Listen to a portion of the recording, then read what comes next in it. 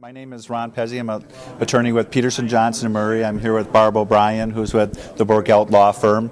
Our presentation was on courtroom technology and how to dazzle the jury with our technology.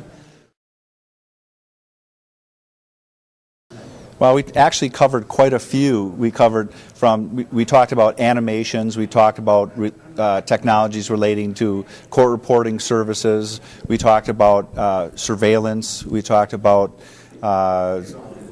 evidentiary issues in terms of what's required to get the technology before the jury and get the court to allow you to use it.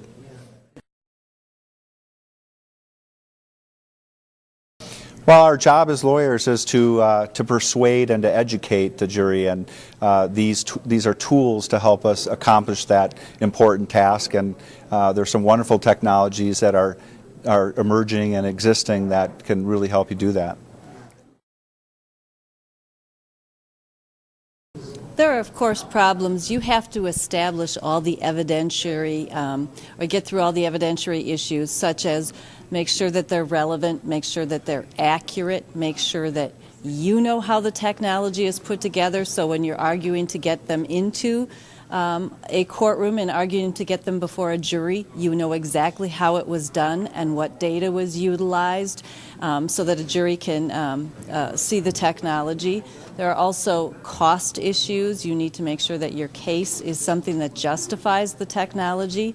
You need to consider things like whether the other side will be using certain kinds of technology.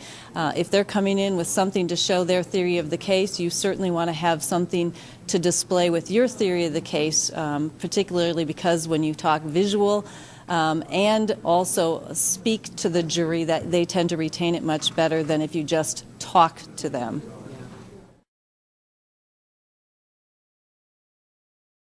Obviously, the bigger cases warrant technology. The more complex ones, if you have an expert you're going to put on the stand who's going to present his theory of a case, for instance, a fuel pump that caused a jet ski to explode, you want to be able to put an animation of that fuel pump so a jury can see exactly what that expert is saying versus having the expert come on the stand and just start talking about it and a jury can't really picture what's going on. So if it's a complex issue, if you've got engineers involved, you've got all kinds of technical experts, bigger cases, and you also want to consider what the other side's going to use. If it's going to be some big high-powered tech firm coming in on representing one of the auto manufacturers, you probably know that they're going to come in with technology and you want to have something to present your side of the case as well.